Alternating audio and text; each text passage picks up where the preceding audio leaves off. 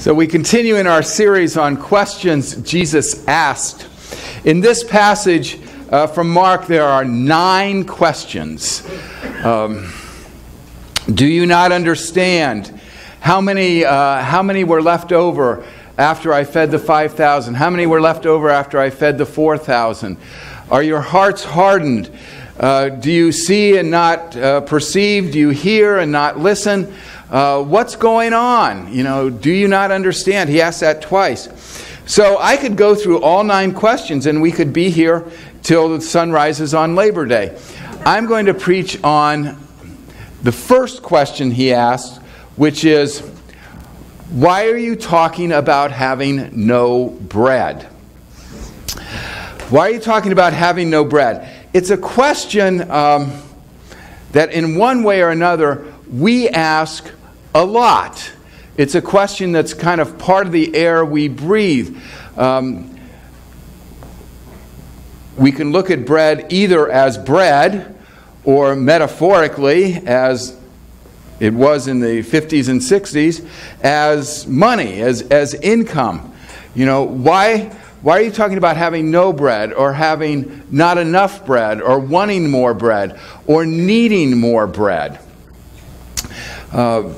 Commercials are kind of built around this question of needing more bread. Needing more in our retirement, needing more in our pensions, needing more income, bigger houses, and so on. This question can be seen literally as a food scarcity issue. It starts very early. Food insecurity begins in chapter 12 of Exodus when Abraham and Sarah, due to a famine and a drought, are forced to go down to Egypt where there's food. Then we know about the food insecurity that the slaves in Egypt had at the beginning of Exodus. Then Kristen read about the food insecurity that the Israelites experienced in the wilderness when they were starving, and God provided for them the manna and the quail for them to eat. God provided enough, not more than enough, but enough. It's a theme throughout the Bible, this issue of food insecurity. Droughts and famines play major roles in the faith of the people. Food insecurity is an issue in history. Why are there Keenys in the United States? Well, the potato famine in the 1850s brought a lot of Keenys over here looking for food. And imagine if we go back through our ancestry, many of us will find our ancestors came because of food insecurity. 1 out of 4 children in Ohio are classified as food insecure. 1 in 6 people in Ohio are considered food insecure. So this issue of why are you talking about having no bread is a reality.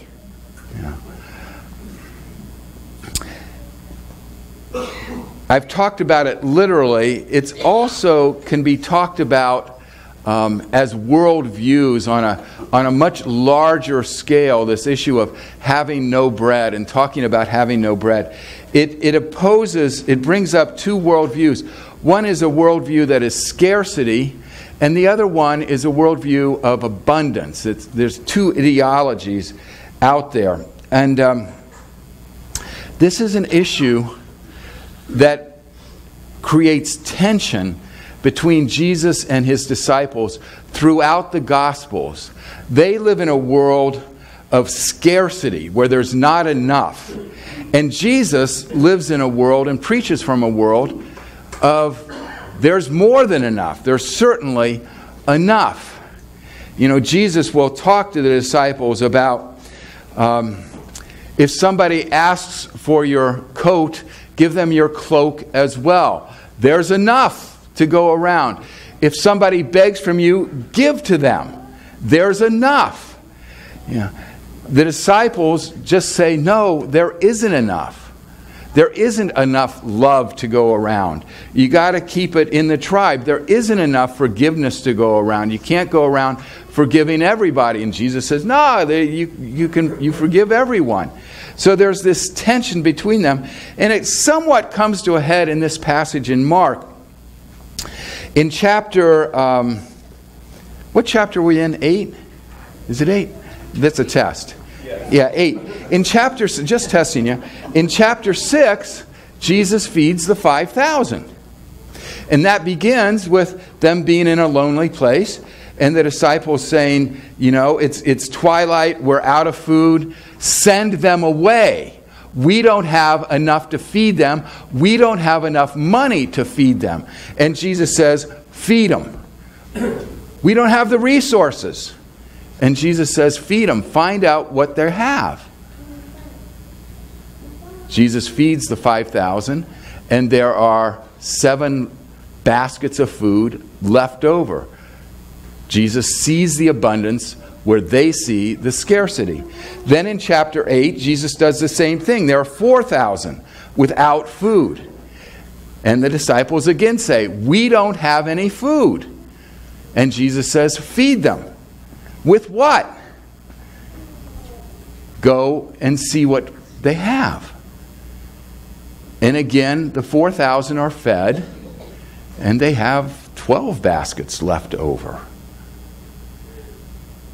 So right after these 2 miracles of feeding, of abundance, the disciples are saying, we don't have any bread. And Jesus says, don't you get it? And he hits them with these 8 questions. Boom, boom, boom, boom, boom.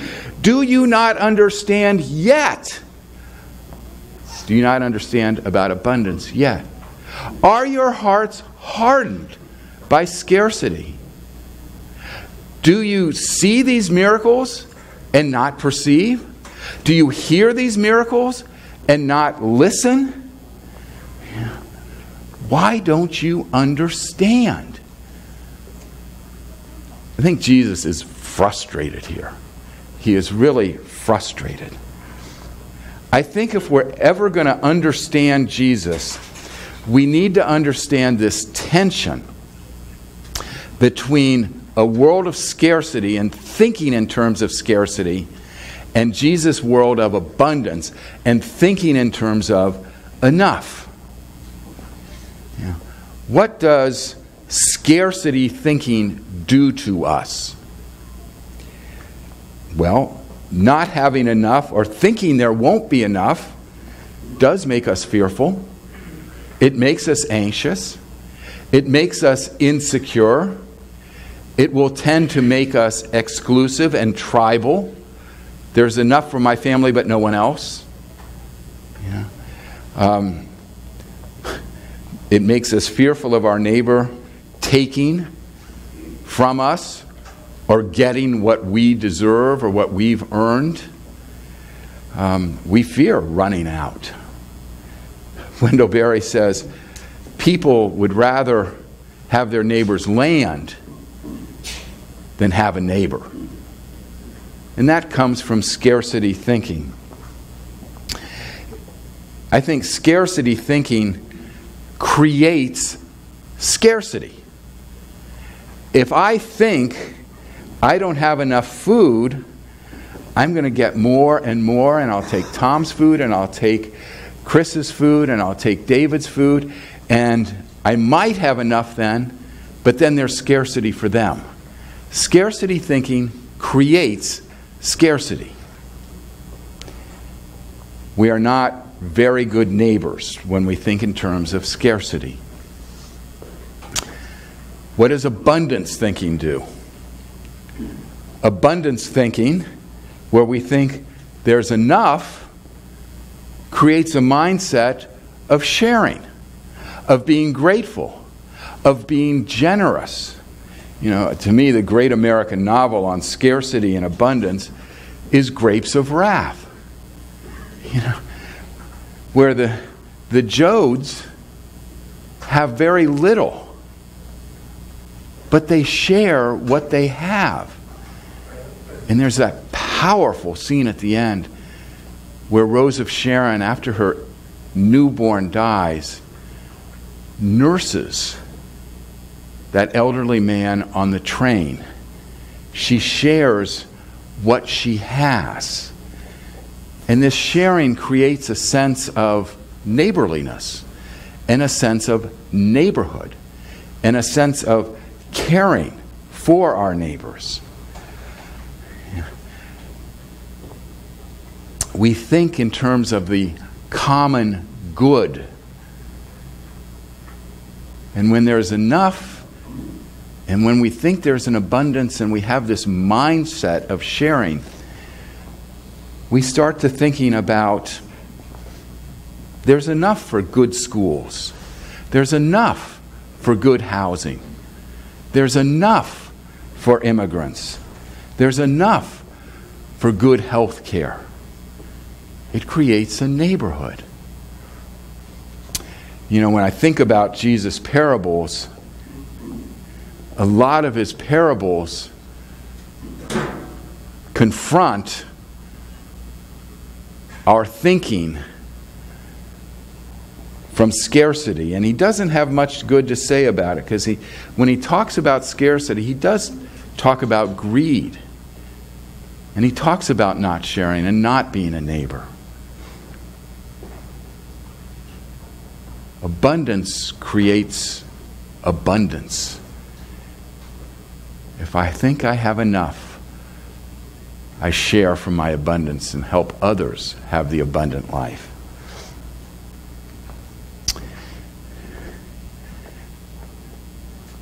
We all know people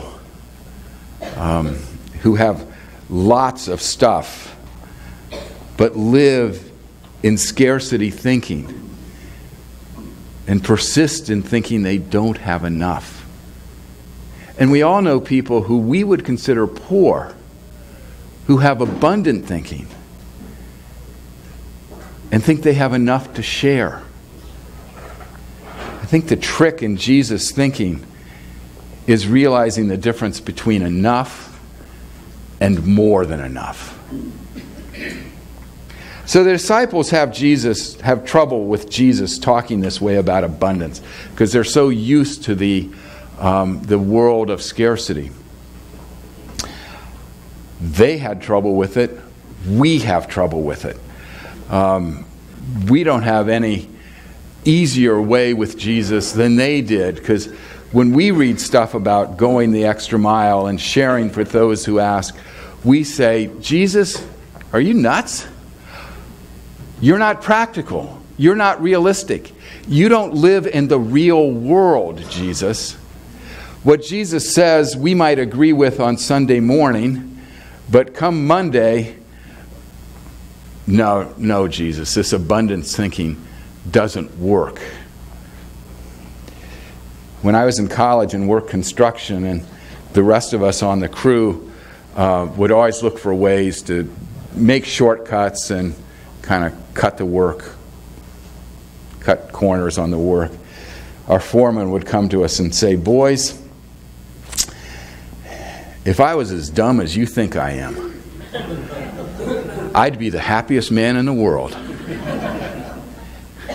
And I sometimes want to say to Jesus, "Jesus, if I was as dumb as you think I am, I'd be the happiest man in the world." Yeah. He thinks there's enough. Jesus wants his churches, he wants his disciples to think in terms of abundance. You know, when people think in terms of abundance, and they think in terms of sharing and the common good, we start to talk in terms of miracles. Why, that's a miracle that they got together and worked to make the school better. Why, that's a miracle that they got together and shared their resources and created decent housing. You know, scarcity thinking doesn't create miracles, but abundance thinking does create miracles. And Jesus is looking for miracles in his disciples. The sharing and generosity that makes that possible.